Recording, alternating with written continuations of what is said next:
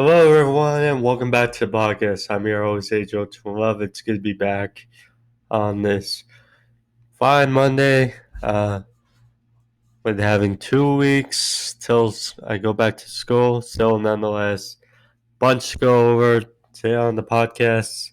Um, Last week on the podcast, I went over the first 30 players announced for the NFL's top 100 this year. I went from 70, covered 70 through, or 100 through 71, excuse me. Now I'll go over the last 70 as well as the top 10 and who I think would be or should be the top 10 instead, how I would do it. I also go over the MLB standings as of last night, as well as some big MMA fights announced. Bunch to go over. Like I said, thank you for joining me, and got a bunch to go over. So, hope you're all being safe, and let's get into the news, shall we? So, what I'm going to do, first of all, is, well, you can pretty much see from the thumbnail that one certain player did not make the NFL top 100. That was Carson Wentz. So, for starters, I'm going to go through the players 70 through 11, and then I'll decide.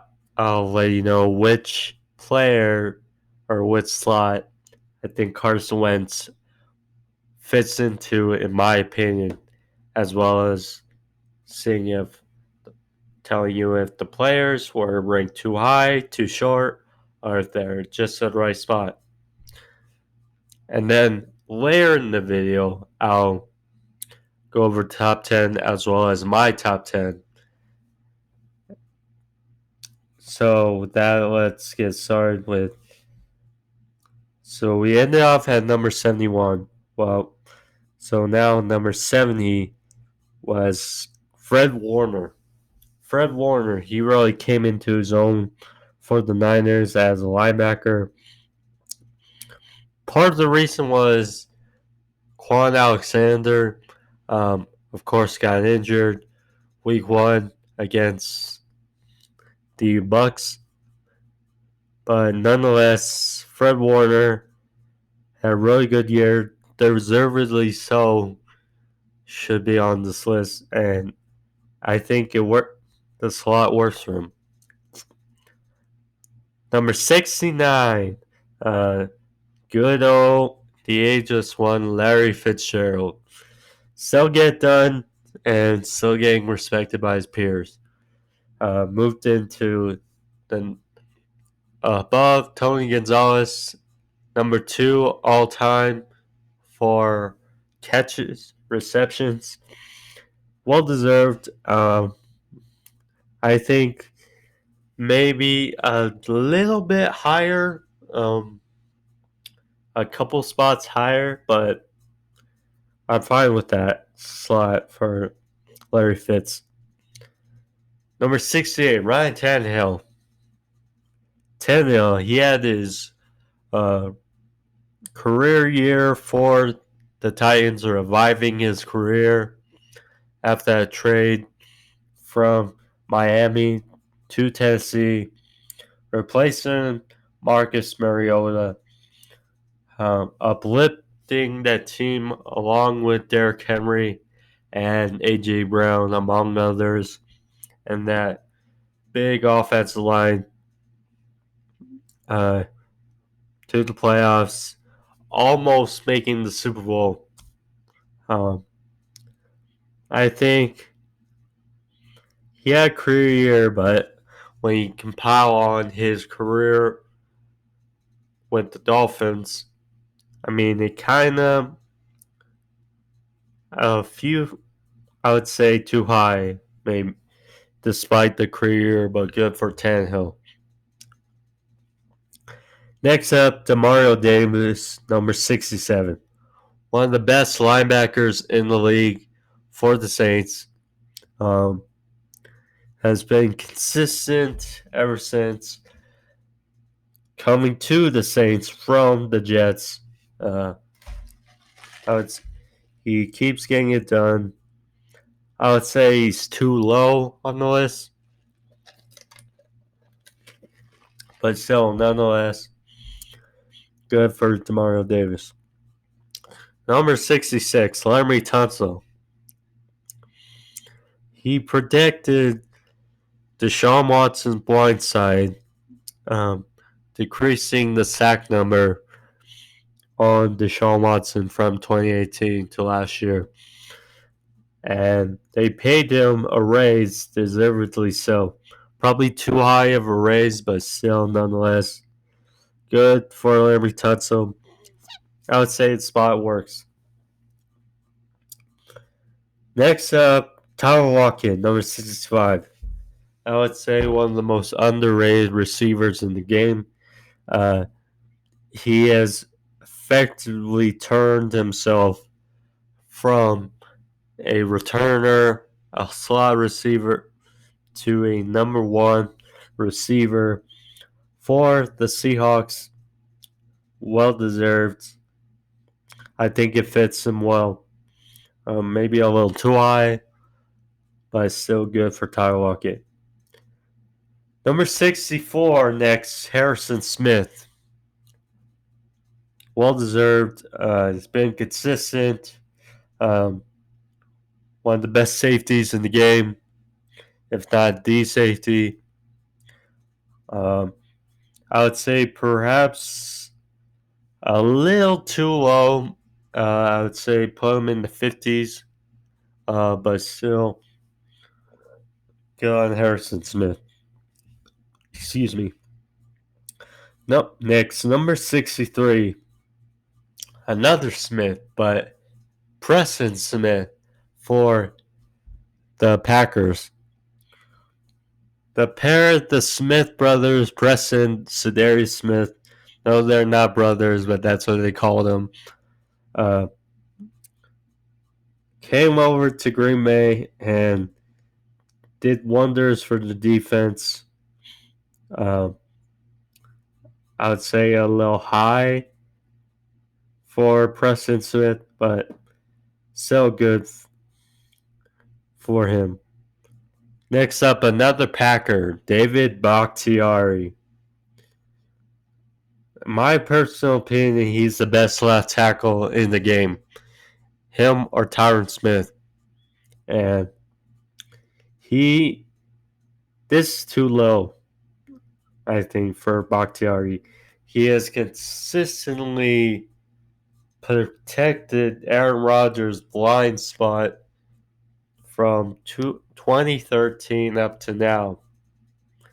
And I would say he deserves to be in the top 50.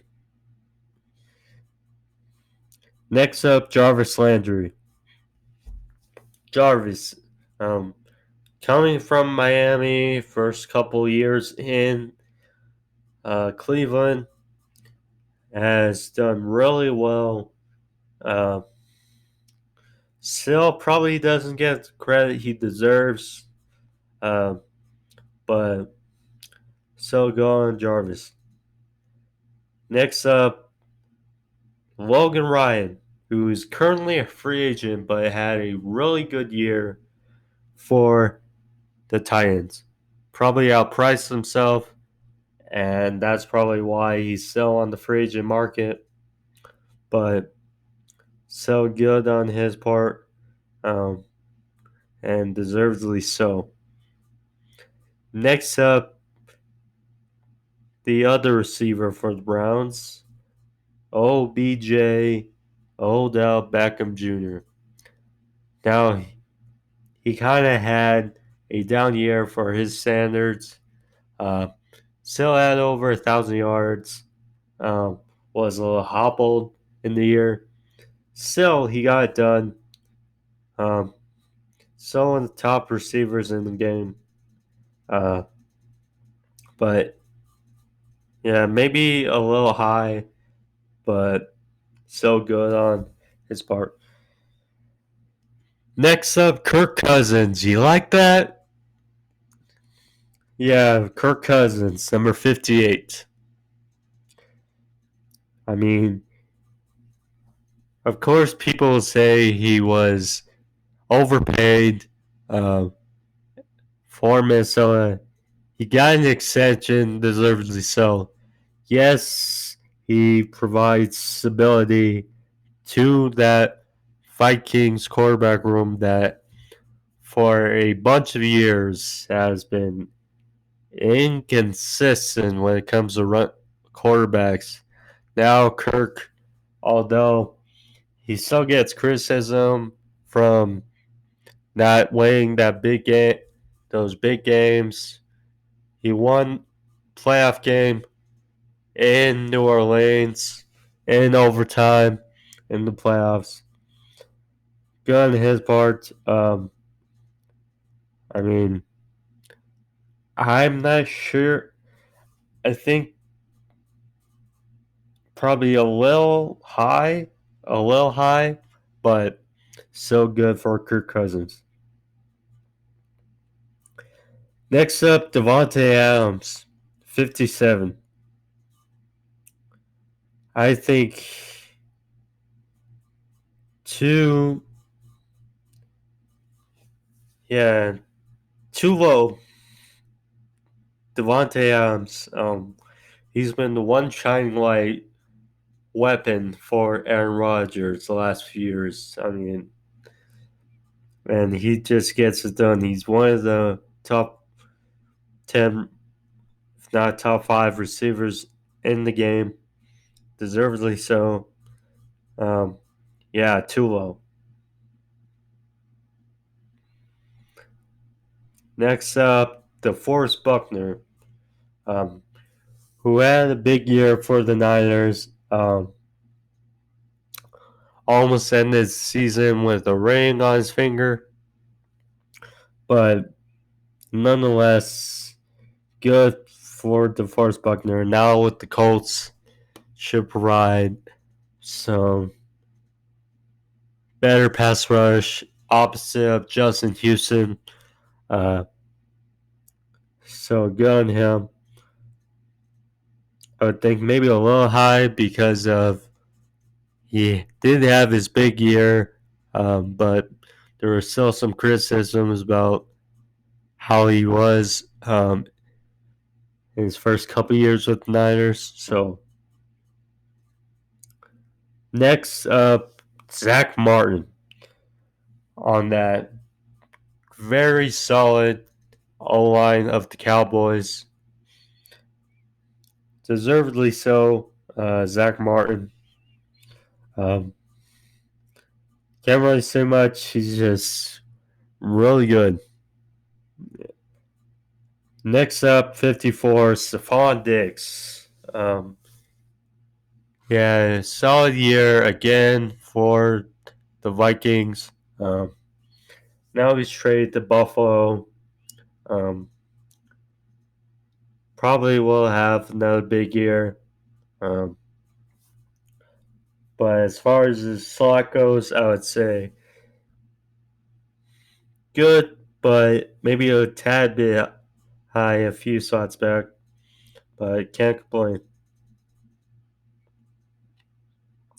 Next up, Marcus Peters. Marcus Peters, he is a really instinctual corner. You can say all you want, how sometimes he gets beat, how some people may not like how he handles himself, but he's a home run hitter as far as the corner goes. I mean, that was mostly his cred in Kansas City. It's like he either gets the pick six or he gets burned, but so good on his part, Marcus Peters. Next up, 52, Chris Jones. We went from a former Chief to a current Chief, Chris Jones. Got his big ascension, had a good year, another good year for the Chiefs. Not as solid as the year prior, but So good on his part. I'd say a little low. Should be higher. Next up, 51. Todd Gurley. I mean, this one, like Carson Wentz, confused me. 51, Todd Gurley. I mean, the last couple years, he's been not as good. You can say what you want, his injury, his workload, but the production has not been there. To call him 51 is too high.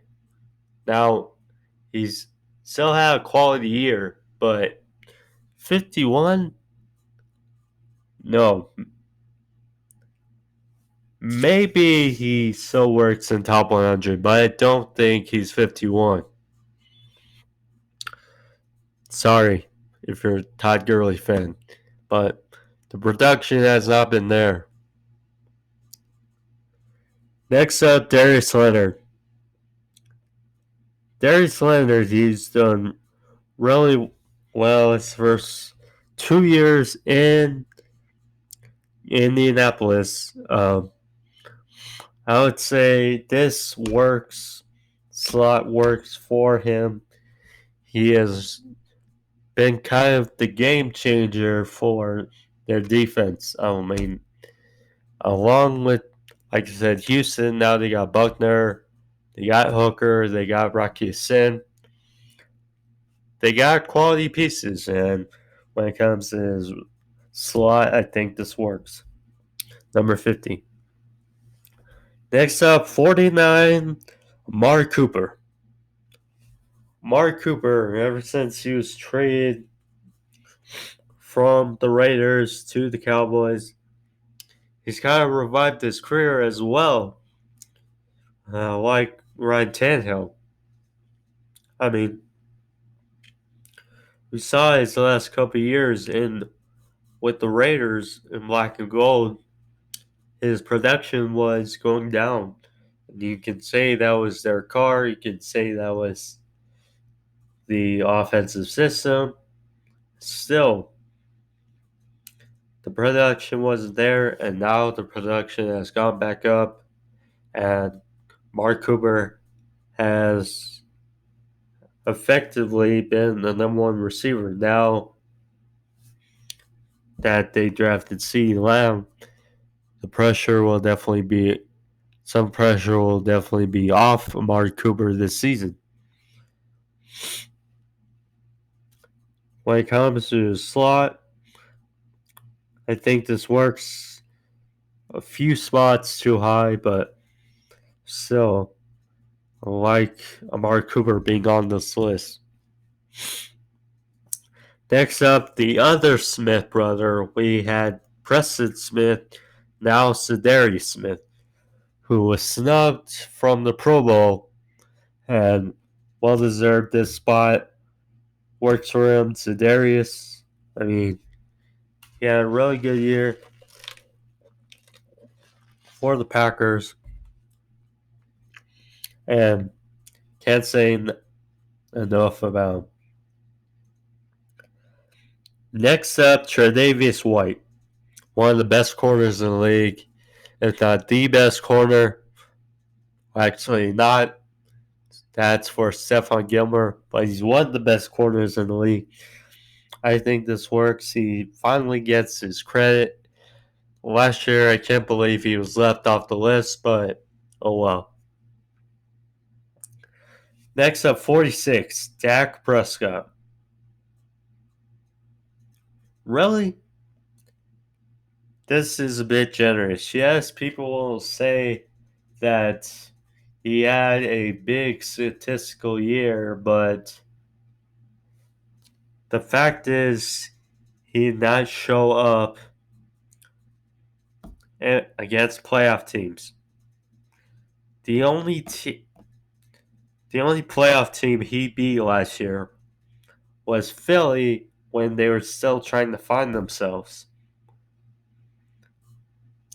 So I think this is too high. I think he's still in top 100, but 46 is too high for me. Especially when I look at what Carson Wentz did with the roster he had as opposed to Dak Prescott. I wouldn't mind switching out Dak Prescott with Carson Wentz here. Next up, 45, J.J. Watt.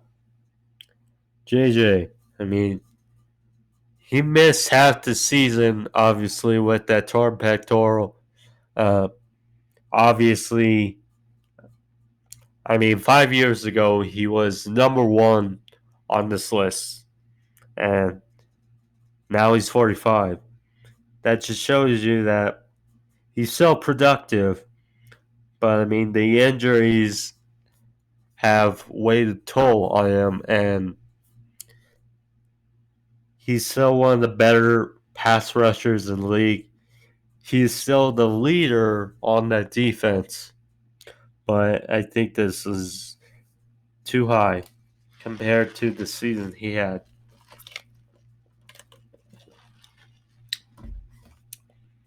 Next up, Mark Ingram, who had a really good season as the lead back. Technically, if you want to call him that, behind Lamar Jackson and Baltimore. Yes, he's not really known as a 1,000-yard rusher, but this was his best year. I wouldn't say 44. I would say more like in the 60s, not lower 50s, but so good for Mark Ingram. Next up, Jimmy G, 43. Probably the quarterback that takes the most criticism in the league. Jimmy G. He had a heck of a first total non-injury season. Full season. Had a really good year. I think. Does he get too much criticism? Yes. Where there's some throws he should have made? Yes. But he deserves to be on this list for what he did last year. Yes. They had the defense. Yes. Their line is good. Yes, they had receivers and Kittle, but seriously, he deserved to be on this list based on what he did last year. Now, 43. I would say a few spots too high. That's all I would say. I would say he's in the top 50, but 43, maybe a little generous. Again, I'm nitpicky, so sorry about that. Next up, 42, Alvin Kamara. I think, well, here's the thing. People criticize his year, and there are reports that he was hobbled. He was not 100% the whole year. Yeah, he still had a productive year. So I think if you had based it on last year, yes, this rating fits him, but at the same time, if you knew he was healthy and if you knew how good he was, he would be in the top 20s. That's what I'd say about Kamara. Next up, the highest rated free agent on the list, Jadeveon Clowney, 41. Jadeveon Clowney, yet he brought some life into that defense, really, when you think about it last year for the Seahawks. Because, I mean, yes, they had Bobby Wagner. Yes, they acquired Quandre Diggs. Yes, they had some solid young cats in secondary like Bragdon McDougal and Shaq Griffin. And they also had KJ Wright still. And Ezekiel Ansah, yes, he was limited, but he was there. He was kind of that extra life that helped their defense. Although their defense wasn't really spectacular, he brought extra life into that. Now, based on last year, he was disruptive. Yes, the production isn't going to be there. And yes, he will still miss some time with injuries. 41? No. Too high. But top 100, definitely. Excuse me. Speaking of pass rushers, next up we have Danielle Hunter, number 40. Again, one of the pass rushers, one of the biggest stars in the NFL that probably doesn't get enough credit. Heck, Chris Sims doesn't even get his name right most of the time. And that's not knocking him. It's just, I mean, it's different, I would say. But it's still good for Danielle Hunter to be recognized. He's still pretty young, and he's so consistent. He is the quiet leader up front for that defense. Next up, Honey Badger, Tyrann Mathieu, someone who's not as quiet as Neil Hunter.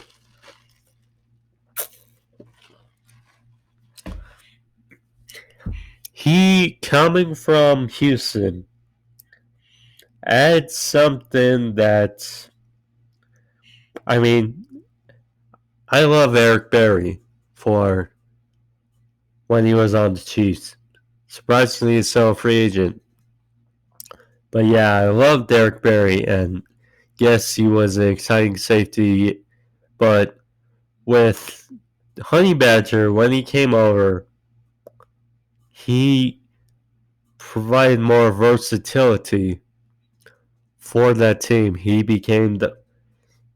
had a solid year, and I would say he could have made a case for him as Defensive Player of the Year last year. He added more vocalness. He had more of a leadership, versatile, and outgoing nature that brought that defense pretty much out of the mold of the simple Bob Sutton defense. And then when they got Spags, they brought in some new pieces and they changed that mold, and it got better down the stretch. And one of the reasons was Honey Badger, and well deserved. He's on the list. Next, Chris Godwin, who outshined at 38. He's not 38. He's 38 on the slot, but so good on him. Solid year. It's no longer number 12. That's for TB12. Who, by the way, happy birthday to. He's 43 today. Happy birthday to the GOAT. But good for Chris Godwin. Next up, Jalen Ramsey, 37. Still one of the better corners in the league. Obviously, there was that debacle coming from Jacksonville to LA. But gets it done. Adjusting to a new system, you can get that. Curious how they'll handle his fifth-year option this year, especially considering the Rams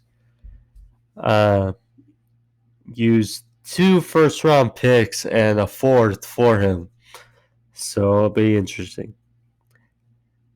Next up, Nick Chubb at 36, who almost won the title of rushing this year, but Derrick Henry took that away. King Henry. So solid year for Nick Chubb. He deserves it. He has been consistent, and he's kind of the motor that gets that Browns offense going. And if they can ride through him this season, along with an uplifting of Baker Mayfield to those weapons, then that offense can be scary. So next up, 35, Minkah Fitzpatrick, who was a game changer coming from Miami to Pittsburgh in that trade. Good on him. He went from a bad situation then in Miami when everyone thought they were taking to a near playoff team in Pittsburgh. Under the normal circumstances, they would have been the current circumstances, they would have been in the playoffs last year, but still well deserved for Minkah. Next up, Joey Bosa, number 34. The first of the two Bosa brothers. He doesn't get as much credit because of production. The thing with pass rushes is we don't recognize that. They're really good, so they're going to have to face some double team, triple team. A lot of people don't factor in the disruption factor, and that's pain, but it is what it is. So good on Joey for getting recognized. Next up, 33, Aaron Jones.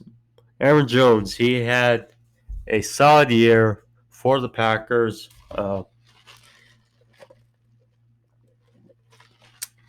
I remember in 2016, they were trying to get him going more, but he just didn't have that good year. And of course, they put Tom Montgomery at running back, and they sold the show. Now this year, and last year, he's done solid for the Packers, and he's one of the better running backs in the league. So, go on him. Next up, Shaq Barrett, who finally got his chance last year in Tampa Bay, and he won the sack record, 19.5. Should have gotten an extension, but he'll ride with franchise tag. So, can't wait to see what he does in Tampa this year. Next up, Saquon Barkley. Saquon, he missed a few games, but still, I think when you can think about all the factors that go on with Saquon Barkley, I think this slot fits him because he missed a few games, but still the threat of Saquon. If he's 100%, he should certainly be in the top 10, I would think, next year. So, good on him. Next up, this is the spot where I would put Carson Wentz, number 30, based on what he did last year. But 30, Mike Evans still has a solid year. Doesn't quite get as much credit, I would think, despite being a top 5 wide receiver. Still, he got done.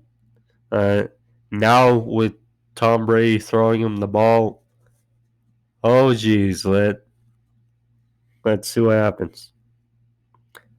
Next up, Pancake Robot is coming to town. pancake robot is number 29, Quentin Nelson. Quentin Nelson, you can't say enough about him. Second year in the league, and he's only had 4 games where he's allowed a sack. 4 games in his first 2 years. I mean, what the hell? Good on him. Next up, 28, Richard Sherman. Richard Sherman, the year prior to last year, he was banged up. He didn't have that good statistical year, people thought, and some thought he lost a step. Now, this year, he had a solid year. He had a Pro Bowl worthy year. And, I mean, good on Sherman. Still getting done at his age. I mean, maybe a little high, but, I mean, not much to complain about. So, next up, 27, Jamal Adams. As expected, one of the better safeties in the league. He's versatile, which is why Seattle trade for him. Next up, 26, Von Miller. Vaughn, he's had a really good year. He had kind of a down year. His first single sack year since he missed 9 games. But still very disruptive. Now that he gets his Robin back and Bradley Chubb, we'll see how that goes. Next up, 25, TJ Watt. TJ Watt, he's another guy you could have made a case for as Defensive Player of the Year. He is coming to his own on that black and gold, and well deserved. Next up, feed him. Number 24, Ezekiel Elliott. He got that big extension and still has a solid year. Good on him. I think part of his ranking was how his team performed. I mean, he's arguably the best back in the league. But still, he still gets it done. Next up, Cameron Jordan has been going at it for a decade at 23. His slot is 23. Good on him, Cameron Jordan. Next up, Cheetah, 22, Tyreek Hill,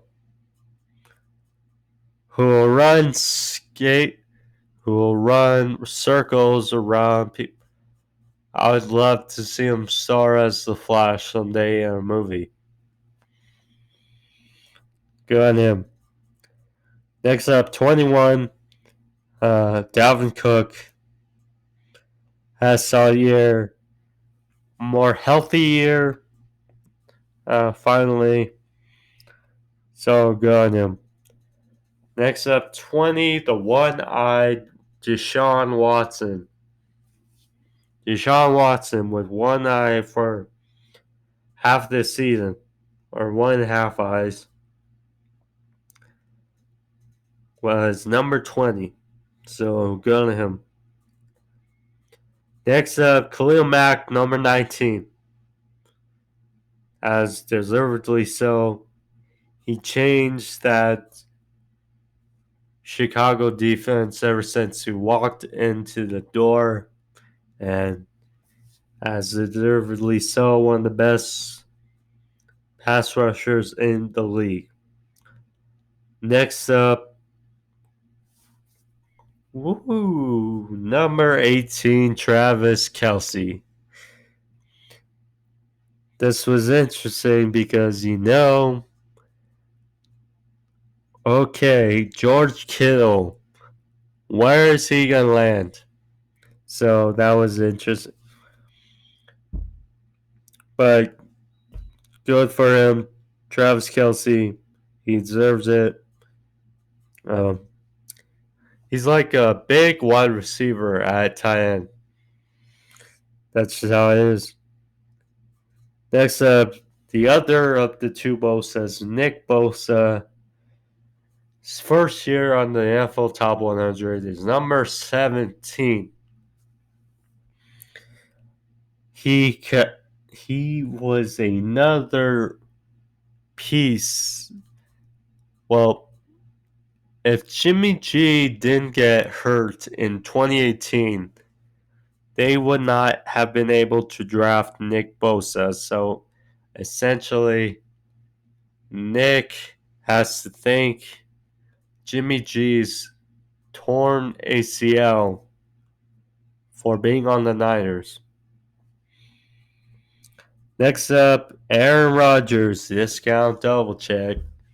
Mr. Discount double check Aaron Rodgers.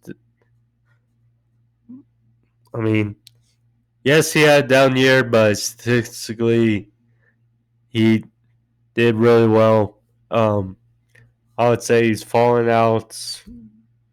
Well, it's hard to really say if he's still. I mean, Jordan Love, that situation I'll talk about another day, but good for Aaron Rodgers. Next up, this brought a warm feeling in my heart knowing how did he miss last year's list. Chandler Jones, number 15. Deservedly so. Yes, he's in Arizona, but he's still kind of a Patriot to me. And good for Chandler Jones. He had a really good year, and he's one of the better pass rushers in the league. And next up, 14, Tom Brady. Tom Brady, who is now 42, or now 43, and conveniently the time has turned to 43 minutes on my recording time. So, yeah, good on Tom Brady. It'll be interesting to see how he does with all those weapons in Tampa Bay around him. I hope for the best for Tom Brady this year. Anyway, next up, 13, Bobby Wagner, who has still been one of the better pass rushers in or linebackers in the league, and deservedly so, number 13. Next 12, Drew Brees, who missed 5 games, coming back. It looked like he didn't miss a beat. Now that wild card game against the Vikings, some aspects he looked good, some aspects that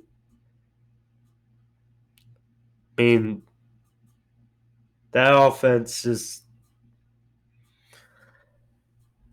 You wonder because Drew Brees is probably going to be his last year, and before he goes into NBC, and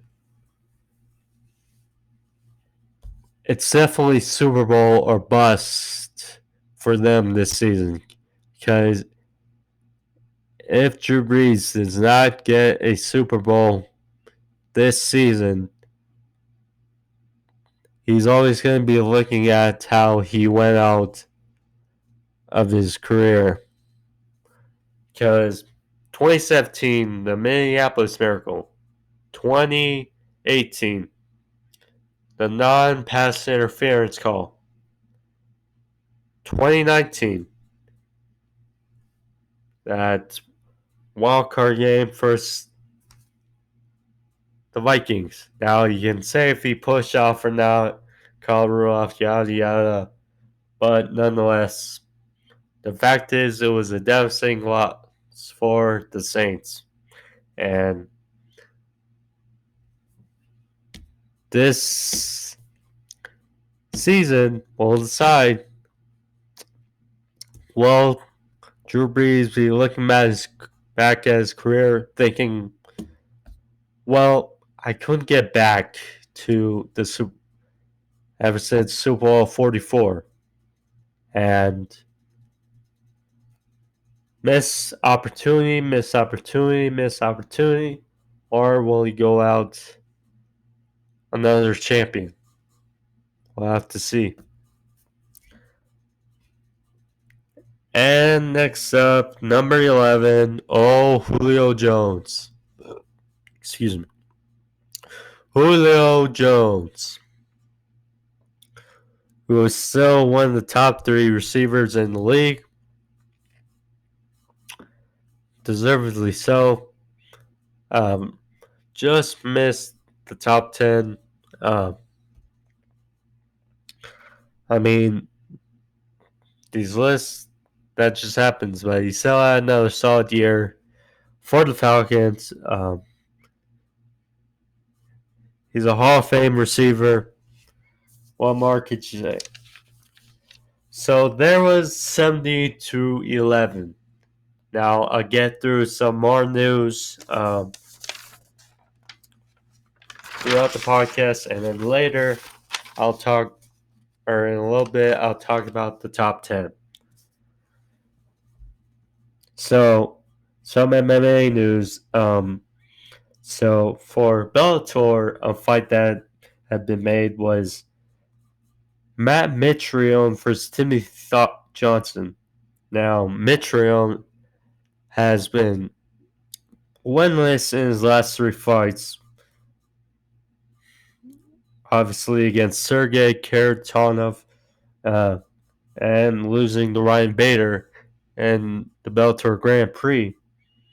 So this kind of I wouldn't say a must win, but I feel it's an important win for important fight for Mitrione against Timothy Johnson, who's coming off a knockout in his last fight, first round. Khabib versus Gaethje is still on, thankfully. Khabib, I mean, he lost his father last month. People were wondering if he would still be fighting Gaethje, and I suppose this will be his way as honoring his father, fighting Gaethje, which will no doubt be in very hyped up, very solid fight for October. 2 of the fights that were made were Alexander Volkov coming off that disappointing loss to Curtis Blades, fighting Walt Harris, who had Alistair over him on the ropes, but couldn't seal the deal, and now both these guys looking for a win.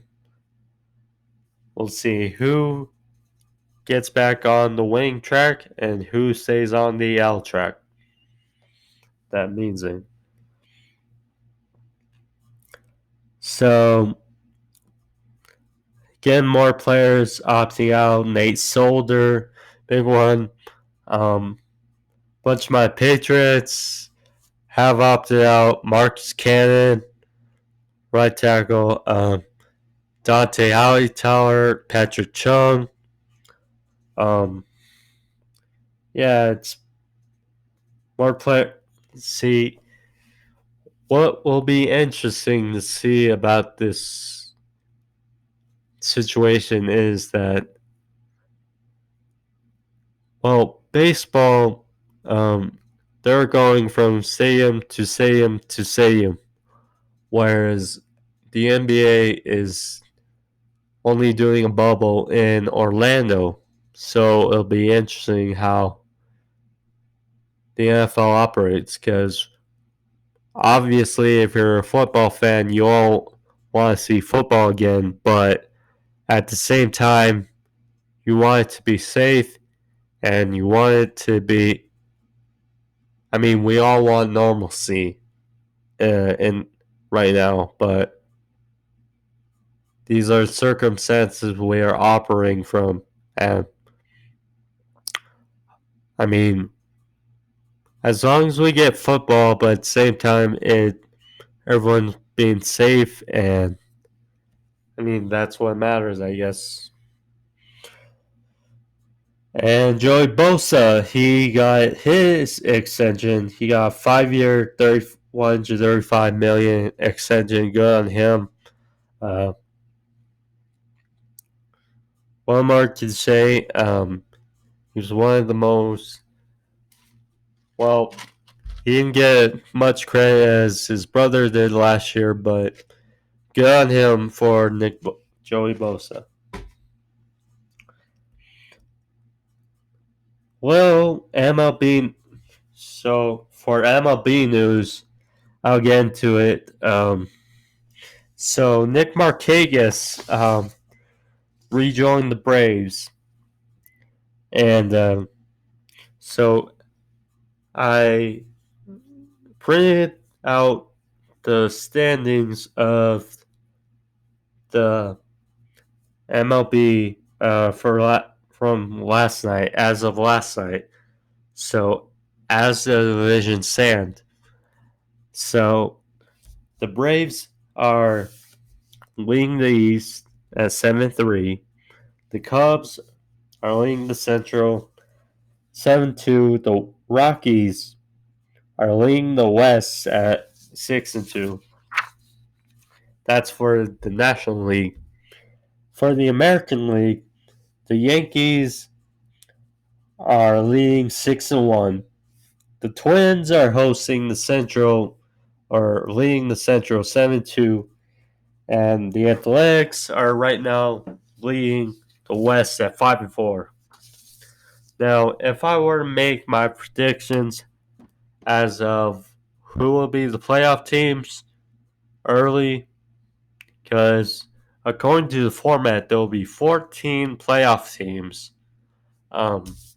in the fall. So, if I had to pick who I would think are going to win the divisions, the division leaders, I would say the Braves are going to win these. The Cubs, right now, obviously, they're running away, are going to win the Central. I would have the. I actually think the Dodgers are going to take it from the Rockies, win the West. For my playoff teams, or my wildcard teams, I would have, depending on how everything unfolds, I would have the Brewers, the Reds, the Padres, and the Rockies as my wildcard teams in the National League. As far as the American League goes, right now I would pick the Yankees, the Twins, and the A's, the current division leaders, to win the divisions. Then as my wildcard teams, I would pick Baltimore. I would pick the White Sox, the Tigers, and the Astros. Or actually, not the Tigers, the Indians. So those will all be my playoff teams from the American League. So that's why I like the Mets, but they're sitting at 3-7 last place. So we'll see how they do. So back to some NFL news. So the league has apparently suspended Antonio Brown for half the season for 2020. So I would imagine that if someone were to pick him up, it'd be,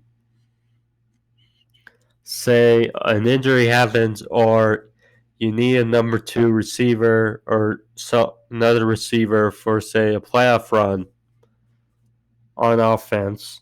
So see how that goes. And apparently, according to the media, Cameron Hayward and George Kittle are not close to contract negotiations. Now, I've heard from some social media that George Kittle is apparently moving in a positive direction as opposed to contract talks. Cameron Hayward, I would say the opposite. So we'll see. As far as the NBA goes, some more games haven't happened as of late. Obviously, the reboot. Jazz, they actually defeated the Pelicans 106-104. While the Pelicans lost to the Clippers, they look like they might have given up. And what's the deal with handling Zion? I don't get it. The Lakers actually beat the Clippers to start opening night, and they have cemented that number 1 seed likely for the West. So, on them. Although they lost to the Raptors last night. So now, or actually a little more news. We actually had another fight that I want to mention. Robert Whittaker is going to face Jared Cannonier, UFC 254, as well in October. So Whittaker goes from the gorilla in Till to the killer gorilla in Jared Cannonier. So, I mean, we'll see. That's likely, I would say. Well, you also have Jack Hermanson to decide who is going to be the number 1 contender for the winner of Paul Costa and Israel Adesanya. So we'll see how all that goes. Lastly, so earlier I mentioned in the video I talked about the number 70s through 11. So now I'll get into the top 10, and then I'll announce my top 10, how I would say for the league, the NFL. So according to the list for the NFL Top 100, for top 10, they had number 10, Derrick Henry. Really good year.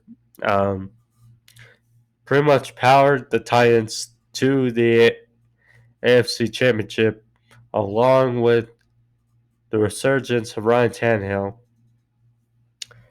Stephon Gilmore at number 9, who won Defensive Player of the Year. DeAndre Hopkins at number 8, Newt Hopkins. Still did great. George Kittle Number 7. Interesting. And number 6, the highest paid running back right now, Christian McCaffrey, run CMC.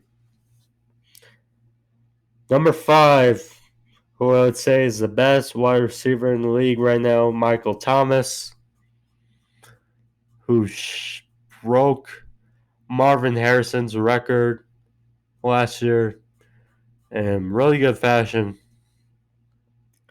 And number 4, Patrick Mahomes. Number 3, Aaron Donald. Number 2, Russell Wilson. And number 1, Lamar Jackson. Now, another thing I want to mention why, as you can see in the thumbnail, why don't I think Lamar Jackson is number 1? Yes, he won MVP, unanimous MVP, but I think Russell Wilson should have gotten some votes. And yet, I just think hands down, Patrick Mahomes and Russell Wilson are the better quarterbacks than Lamar Jackson. That's just my opinion. Now, my top 10, here's how I would do it. At number 10, Drew Brees. Yes, he was number 12, but I think should have gotten a little higher. While Derrick Henry, no disrespect, but I'm not sure if he's really top 10. At number 9, Lamar Jackson. Yes, he's the MVP, but when you look at the players in front of him, I think it kind of makes sense. At number 8, I would have DeAndre Hopkins. Same spot. Number 7, Aaron Donald. Why?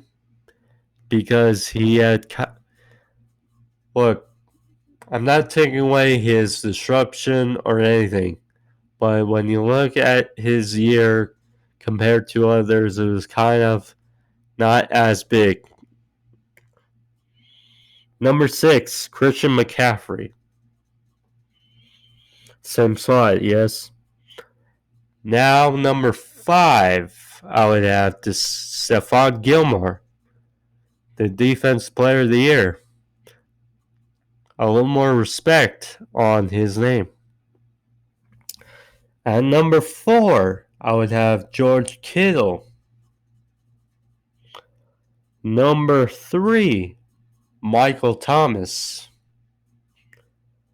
Number 2, Russell Wilson, same spot.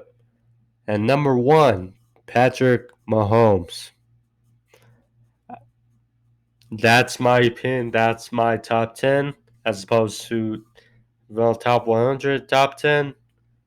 That's just how I think it goes.